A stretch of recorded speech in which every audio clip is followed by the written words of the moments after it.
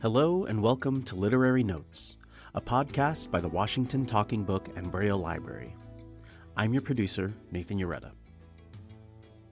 Writer Diana Morita Cole never felt like she was in lockstep with the rest of America. The youngest of 9 children in a family from the Hood River Valley, she was born in the Minidoka Relocation Center, a concentration camp in Idaho active during World War II. After its closing, her family was displaced again, this time in Chicago. Cole's book, Sideways, Memoir of a Misfit, details her tumultuous childhood as a Japanese American. Library volunteer Jillian Igarashi met with Cole via video call to talk about her memoir. She also narrated the upcoming audiobook version. Here's their conversation. Hello, everyone.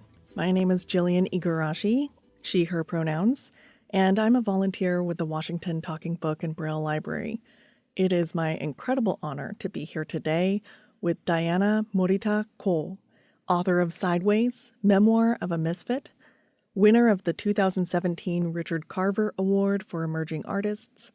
She is an active writer on the literary scene with works published in Pacific Citizen, Discover Nikkei, SheerPost, and others. She co-narrated the short documentary Arigato and is an associate of the Royal Conservatory of Music at the University of Toronto. Diana, it is a pleasure being with you here today. Welcome. Well, thank you for inviting me. Absolutely. Now, Sideways, Memoir of a Misfit tells the story of your childhood, growing up observing your parents, siblings, and community struggle as immigrants in the United States. And of course, the looming shadow arching over it, the 1941 incarceration of over 120,000 resident and citizen Japanese on the West Coast. Japanese and Japanese Americans were held in 10 incarceration centers in 7 states. And according to hospital records, there were 5,981 births in these centers, of which you were one, born in the Minidoka Incarceration Center. Would you share with us how Sideways tells about the impact of incarceration on your childhood, even though you were an infant when the centers were finally closed? The ethnic cleansing of the Japanese and the Japanese Americans from the West Coast was an overt act of cruelty and injustice that was carried out by the President of the United States, the U.S. Army, and the Department of Justice. Executive Order 9066 ripped my extended family from their home and community in the Hood River Valley, which my father described to me as a physical paradise. And I tried to include that perspective in my story, despite the fact that, of course, I wasn't present at the time. My family was traumatized by the expulsion and the subsequent imprisonment that was inflicted upon them. And the distress they experienced was conveyed to me through their sad stories of the camps. And they also told me about the nostalgia they felt for their home in the Hood River Valley. Of course, I was unable to relate to their sense of home and belonging in the Cascade Mountains because their experience was never my own. And my only reference points to Minidoka, where I was born, was conveyed to me through photographs that were taken after my birth. I have made acquaintances with people who were also born in Minidoka after I was married and moved to Canada by attending pilgrimages and extending my network throughout Canada and the United States. So when I think back to my childhood, I remember feeling uncomfortable about my place in my family since there was 11 years between me and my next sister. And there were 8 siblings above me, older than myself, one of whom grew up in Japan. And so I also I think, felt very uncomfortable about my identity as an American since we grew up under the shadow of prejudice and fear. And I tried to convey those feelings and those stories of estrangement in my book. Absolutely. And that's why the subtitle is a very fitting one.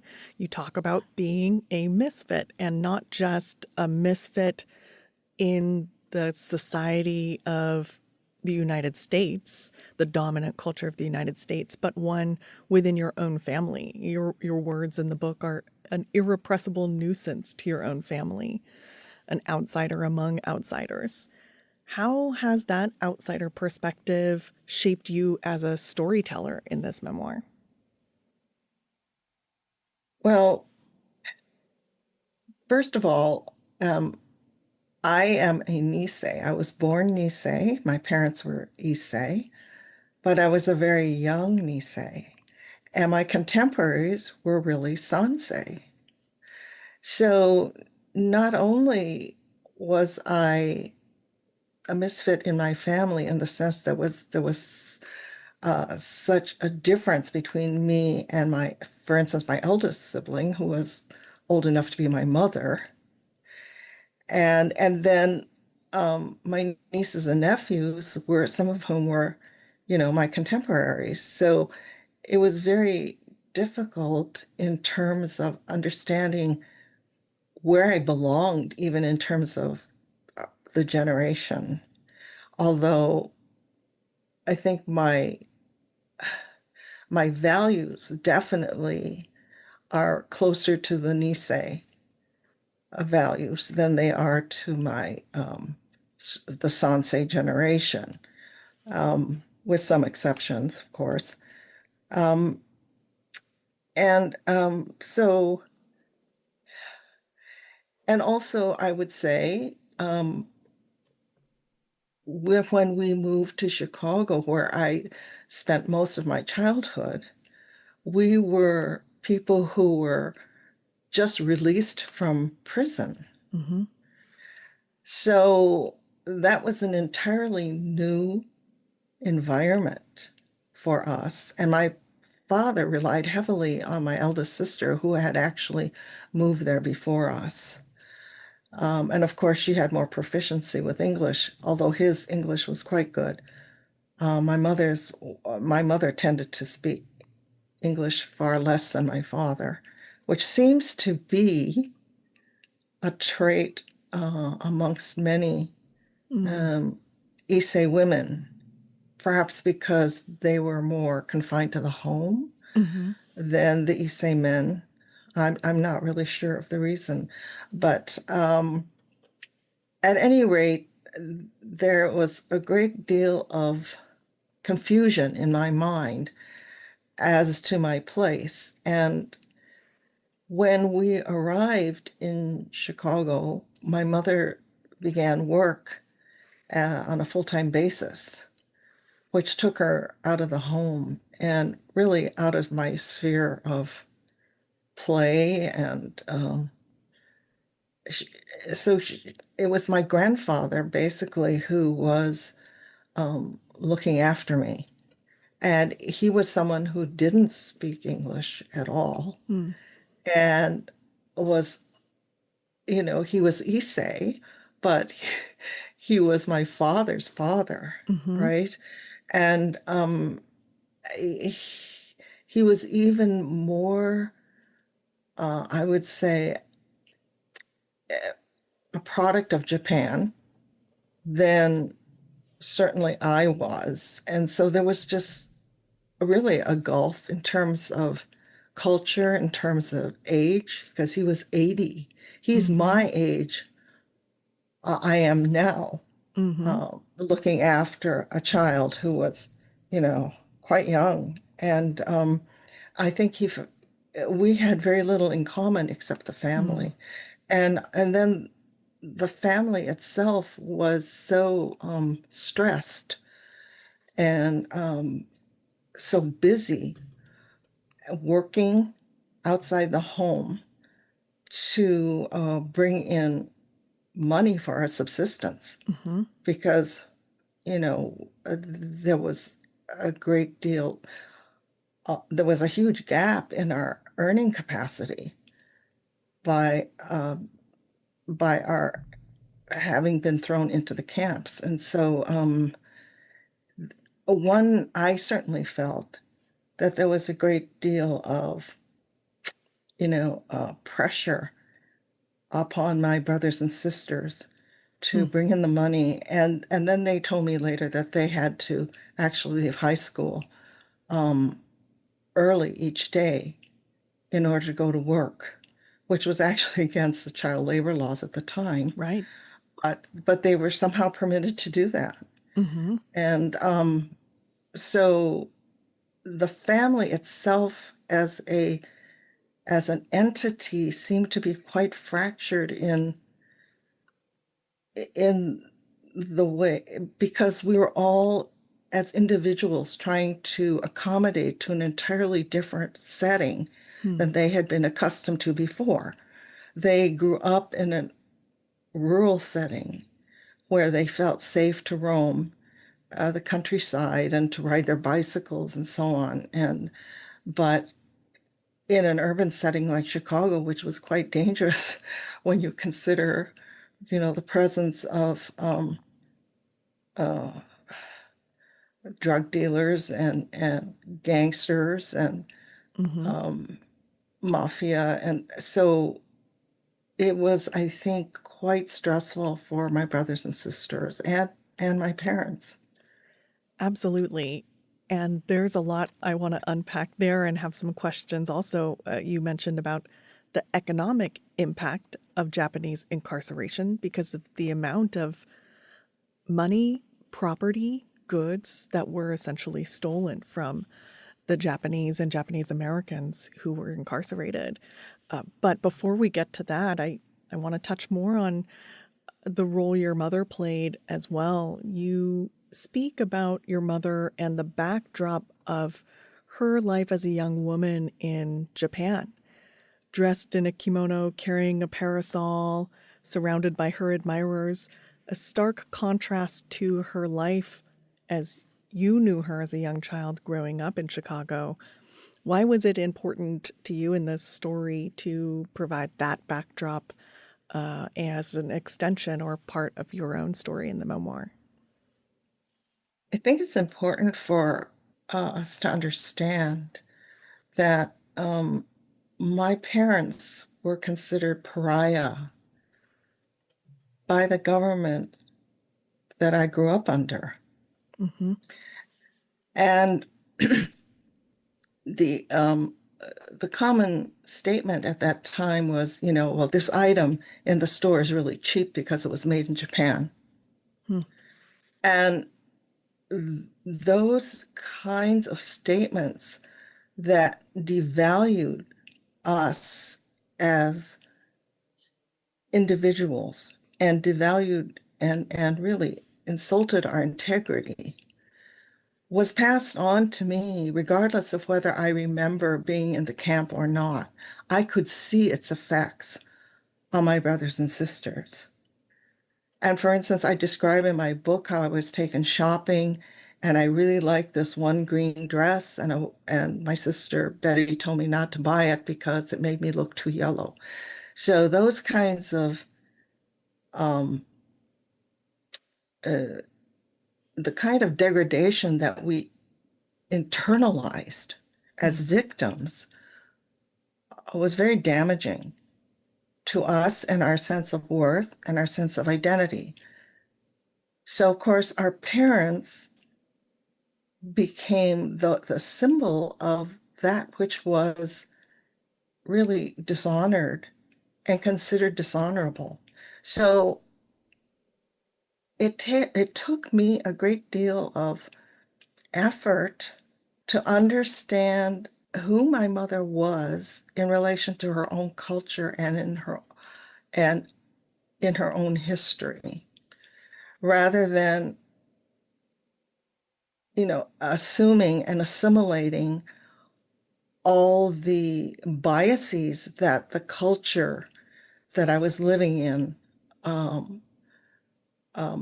oppressed me with, right? And it puts a sort of a clamp or on your capacity to appreciate cultures that are different than your own, because I did grow up as an American, right? Those were the TV, Hollywood movies, uh, Miss America pageants, all those things were thrust in front of my eyes as I grew up. And when I looked at my parents, they were not representative of that culture, that external culture that had really the power to influence my thinking. So it takes a great deal to have to see through the myths that are cast upon you and to grapple and learn to appreciate who your parents were. And I knew that my mother was considered to be quite beautiful. And through stories my father told me. And then when my sister, who arrived from Japan and lived with us eventually in Chicago, told me that the Sakakiyama sisters were well known for their beauty. Mm-hmm. And she told me the story about them walking through the streets with their parasols, and that these young men would drop, poems and notes of admiration into their kimono sleeves, Mm-hmm. which I had no idea that tradition even existed, Uh-huh. because we certainly have nothing that's corollary in our culture Mm-hmm. that we can relate to in terms of the garments we wear, Right. right? And so it was really intriguing to me, and to also understand that she was admired. So she was an object of admiration rather than an object of derision, Right. which we were, Mm-hmm. even though we've done nothing to deserve it, just because we looked like the enemy, And so who you look like or what you look like can condemn you. And so this is the struggle, I think, for someone growing up at that time. Absolutely. And it's apparent that that's still a struggle today. Is there advice that you would give to this next generation of writers, let's say, on how they grapple with their own mythologies? How did you go about that to really understand your mother in this new perspective? And how do today's writers do the same? Right. Well, that's a good question. I really I hesitate in giving advice. Um, I'm so familiar with my own struggles, Mm, and I think we need to question, and I think we do question as human beings why we're here, why your parents behaved in a certain way, why our government behaves in a certain way.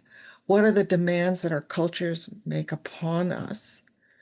And I think part of the struggle as an artist is to understand our own demons. And I think, you know, each artist has their own set of quandaries that's unique to them. And I think to see those um, quandaries really as a blessing in which to investigate um, your stories for those things that resonate to you most deeply, and what seems to be authentic to you, not to the society outside of yourself, but to who you are, and and to really, I think, what's the word? To value mm-hmm. oneself and one struggle, I think, rather than to deny it with things that are not going to be satisfying, like in terms of alcohol or drugs or some other kind of habit that really does not fulfill you in the end. Mm-hmm. So to look for that which fulfills and answers the questions that you live with and struggle with, I think that to honor basically who you are. Mm-hmm. That's wonderfully put, and thank you for that. Your mythology, as you put it, didn't include just your parents leaving Japan, but also your parents leaving this idyllic setting of Hood River, Oregon, where you grew up in Chicago after the diaspora from the incarceration centers. Your childhood was very different from that of your siblings and from that of your parents' first experience in the United States. What was that like comparing those two? You mentioned earlier that there was this deep sadness that you didn't quite relate to, having never been in Hood River. Well, I think I always enjoyed their stories. Mm-hmm. I enjoyed most especially, and I most admired my father's discussions about pruning apple trees. Mm. There's just something so deeply moving about how the Japanese observe nature and how through that Zen perspective they work as orchardists to bring out what is essential, what they see as essential or particular to that organism, and how you can express it by applying certain cuttings in a certain way to bring out, not only the productivity of the apple tree, but also the aesthetic experience. And it seems to me that it's intertwined. And in that way, I think my father was able to transmit some of that Zen aesthetic to me and to the rest of the family, in a very conscious way. Mm-hmm. But certainly his appreciation of the mountains, the Cascade Mountains, Mount Hood, all these stories that he told me, I think eventually influenced me to find a home in the Kootenay, which is near the which is part of the Rockies in Canada. And every time I look at the mountains, I think about, how my father would say that no matter how hard he worked, he would always have a moment to look up and look at Mount Hood, and it somehow refreshed him, and so I think that that appreciation of nature was very grounding in my family's history, and that aesthetic somehow was transferred to me. And so I see that as a blessing. I also see it as a tragedy that they were torn from it. And I know my father was never the same, even though I didn't know him before. I could glean a sense of defeat in him that, there was the very little pleasure for him living in the ghetto of Chicago. Whereas my mother, on the other hand, found a great deal of meaning in working outside the Mm. home. And by working in this factory that produced insulation for pipes. And she was quite influential there. She brought in many Issei workers that were highly appreciated by her employer. And there was a community there. And I think she felt appreciated for as an individual rather than as the wife of, or the, daughter-in-law of, or the mother of. I think Masano Morita became more of herself in that situation. But I think it certainly wasn't the case for my father. And I know my brother Claude never liked Chicago. He most particularly regretted the loss of his home in the Hood River Valley. And I don't know to the extent that he ever recovered from it. Yeah, you spend a lot of time in your memoir talking about your relationship with your some of your siblings.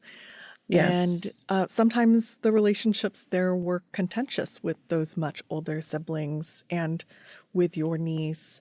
They saw you as what you write, a wistful bystander to the suffering that they experienced, being pulled from Hood River, being pulled from their schools.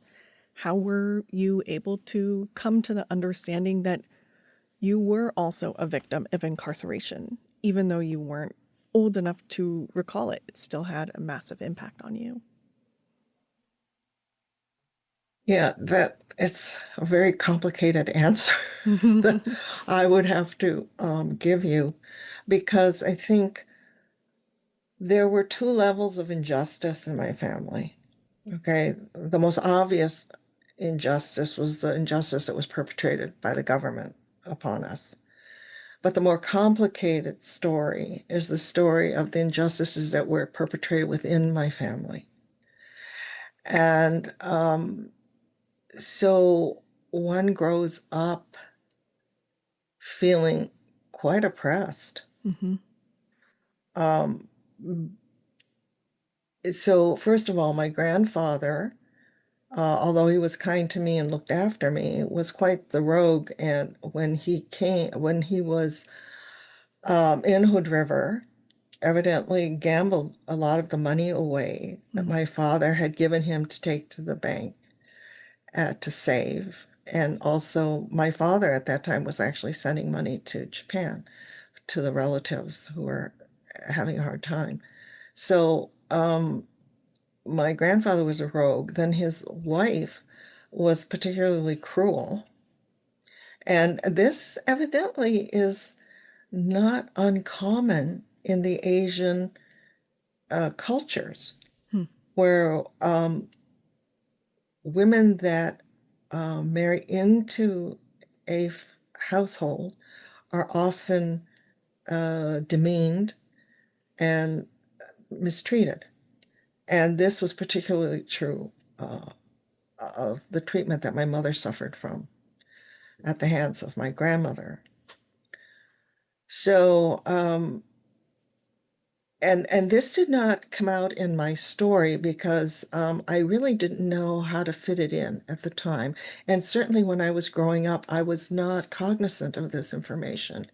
But actually, my mother had attempted to take her own life. Hmm. And because of the cruelty that was foisted upon her. So you can imagine um, what kind of trauma that must have been felt by my mother and also by my siblings who were quite young at the time. Evidently, my eldest sister was around 2 or 3 or something, but they knew about it. So there was a reason for my mother's detachment. It was self-preservation, really. Right. And so um, that's one reason why I think it was difficult to identify with her, because she often did not express, individualistic feelings, because that certainly wasn't encouraged, by the culture that she came from. And so, and I can't remember exactly what it was. So there were many levels of injustice, right? And Right. many of them were within the family itself. So having to work through all that and then having the injustice perpetrated upon us by the government was Mm-hmm. quite a burden. for someone as young as myself. And then, to also witness the consequences of those harsh mistreatments within the family made me someone that was quite nervous, Hmm. quite emotionally distraught most of the time, because when people tell you these stories as a child, one feels truly impotent. Hmm. One wants to rescue, one wants to empathize, but the capacity you have as a child to do that is, beyond you. Right. And so there was just so much to work through in my life. And I when I look back on it, I have no idea how I survived all that, but Yeah. here I am at 81, and perhaps people use the word resiliency. I don't know. But there was much to unpack. And I think it resulted in my writing the book, which I never meant to publish. I was Hmm. writing it basically for myself to try to understand and come to terms with why I felt so unhappy Hmm. and so confused about my identity. And it was only with the encouragement of people in my writing group that I even thought to publish it, really, Wow. because when you write for publication, it's a completely different experience than when you write for yourself. Mm-hmm. You don't hold back when you write for yourself. If you have an eye toward publication, you immediately start censoring yourself. I know this now Yeah. because I now write for publication. Mm-hmm. But at the time when you are a novice, you have no idea what the consequences may be, what the outcomes may be, what the fulfillments may be. Um, so it is, I often think I wish I could go back to Mm. that not knowing time, the time of Right. ignorance, to be able to just write freely. Mm. And I think it's I don't know if it can ever come back, but I certainly appreciated having that time to work through it. That's wonderful. Diana, in your chapter, Paul and Me, you write about your older brother's desire to Americanize, something many in the Japanese community, especially the Nisei, really strived for.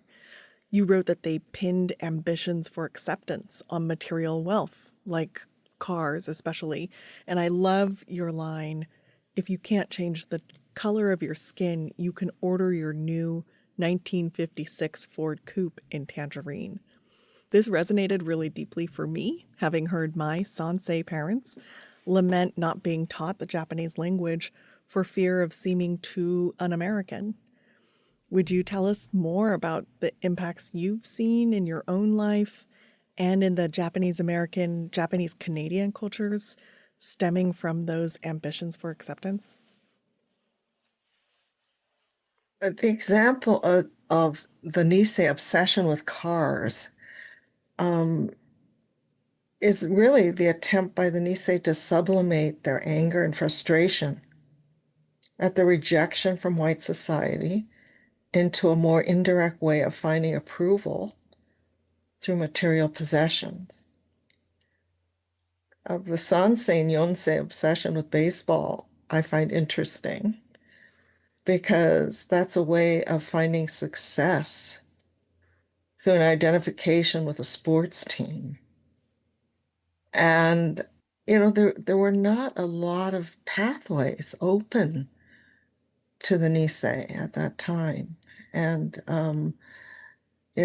some of the pathways were quite harsh when you consider, what some of the decisions that the Nisei soldiers made, to fight, even though their families were incarcerated, and many of them died.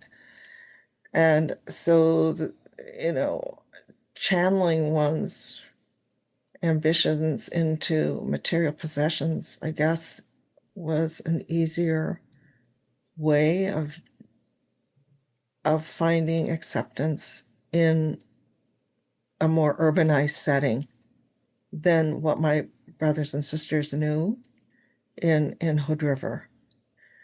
And so it's understandable, and yet I guess very human, to find ways to satisfy one's longing, through material possessions. And the desire to become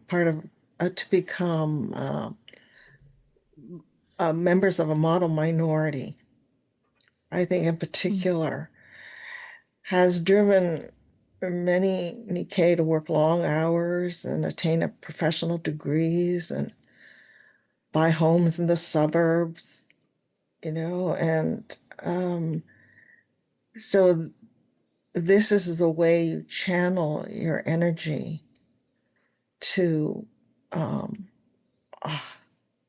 fit in, basically. And in a way, it's a shame that we can't feel free to be mediocre. Right? Because I think that should be available to us as well. Right? But somehow we feel driven in school. You've got to get the top grades. You've got to behave politely. And so all this pressure is put on you. And to what extent that negates your own individuality is something to think about. And so I would say that, in a sense, my marriage to my husband, what could be looked upon as a attempt at erasure, because I was able to adopt his last name, which was Cole. So no worries about sending out your resume. Right? And so on the surface, one could see that perhaps I saw this as a pathway into being accepted into American society. But the irony was that it actually became a pathway out of American society, because I viewed my husband as being somebody authentically American, because the people on his maternal side came to the United States on the Mayflower. And so his mother was actually a member of the Daughters of American Revolution. But she never bragged about it and never joined any of their meetings, because I don't think she ever felt that to behave in that way was really American, because it wasn't really egalitarian.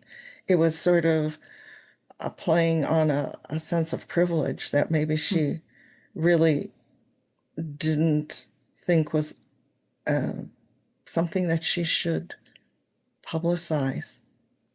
And then his adoptive father was actually someone who helped form the labor unions in the United States, and he walked with Walter Reuther, and then he became a very well-known and important journalist in Chicago. And my husband actually helped integrate Atlanta, Georgia. Wow. During the Civil Rights Movement, with this Students for Nonviolent Coordinating Committee, and was in Fulton County Prison. And my husband's vision of America was something that didn't exist. and still doesn't exist. It was a place where no matter what color you were, you would be treated equally, right? That was Right. that was the vision of the 60s. And we really hoped that that would come to fruition. But of course, it didn't. And then, the imperial forces in the United States, decided to go into Vietnam. Mm-hmm. And my husband wasn't going to have any part of that because he'd already been to prison, Mm-hmm. and he wasn't going back, and he wasn't going to kill yellow people in Vietnam for Uncle Sam. So he took a totally different path and came to Canada, which really is a very individualistic, idealistic vision, um, of what he felt was a fulfillment of the principles of being free and being responsible, and and it seemed that America was betraying itself at that time. So what I thought was a pathway into the United States and the American culture actually took me away from it, from actually what was being perpetrated at that time, I should say. Mm-hmm. So the ideals of democracy still remain in us, but I think that you become transformed by your values. And it's important to stay true to those values. And those values have nothing to do with cars and have nothing to do with the color of the dress you're wearing. As far as my husband's concerned, your values define who you are, not your race, not your education, not your level of privilege.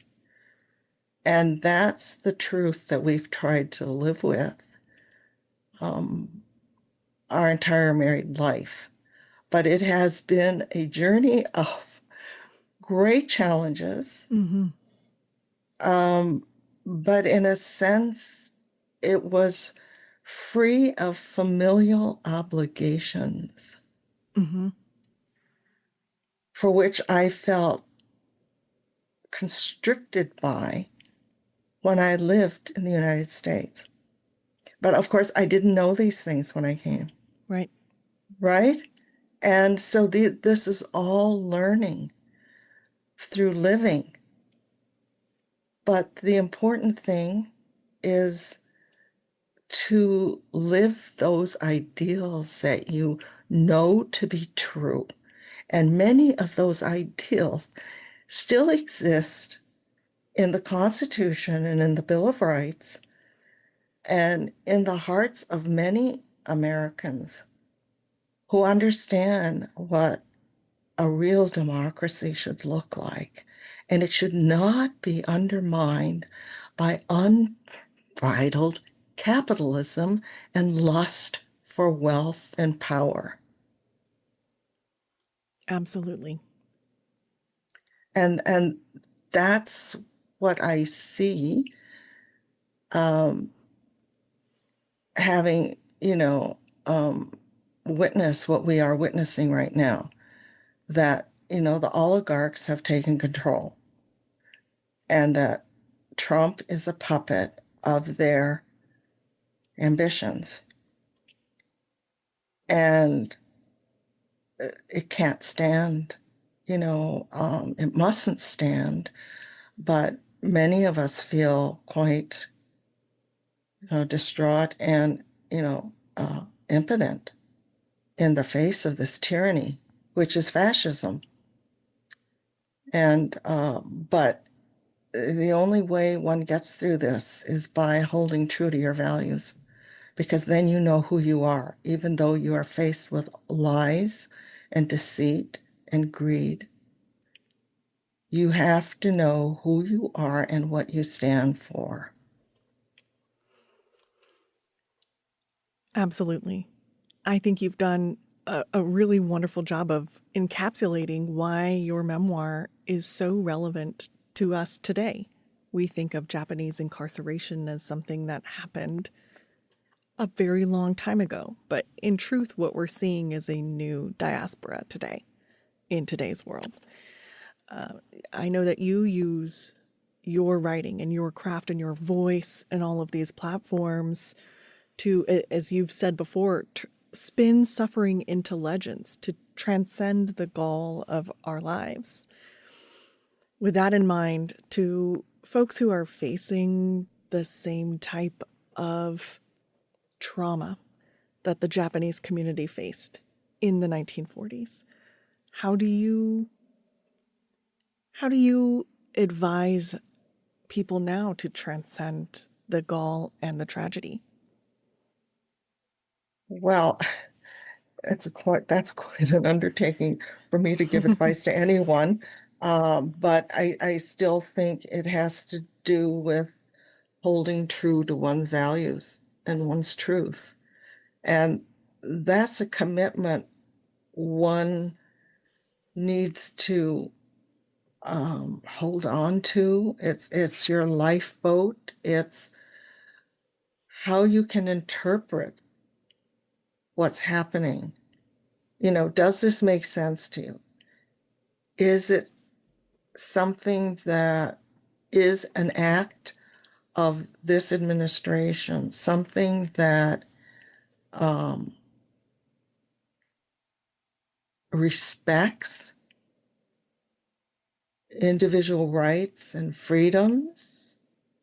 Does it respect the aspirations of people who come to America who've been promised, a life here if they only come, and to receive due process under the law, which was a promise that was not fulfilled to the Japanese Americans and is not being fulfilled to the immigrants who now live in the United States. Right. So if you let go of the law, if you let go of the principles, then you are cast adrift. And I think it's important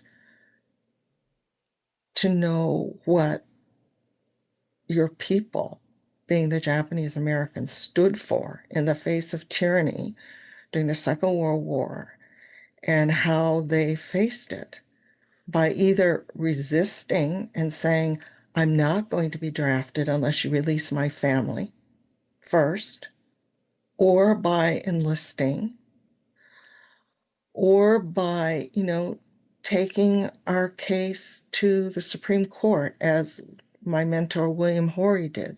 You stand for things, you speak up, you make yourself heard, and you respect, and in so doing, you respect yourself, and you respect your history, and you respect the lives of people in your past who have upheld the principles of democracy, even when democracy was broken. Diana, thank you for those words and that advice. You said it's of course a great undertaking to be the one who's put on the spot to provide that advice, but I think what you've done with your memoir, Sideways, is to take your story and be that voice, to show through your experience as a child and through the multiple layers of oppression that you mentioned, to exemplify your experience and to show that it is still very much relevant today. I appreciate so much your time and your words of wisdom, sharing even more of your story with us today. Well, I'm with you in your struggles. You're not alone. And let's hope and work towards a new beginning. Agreed. Thank you so much, Diana. Thank you.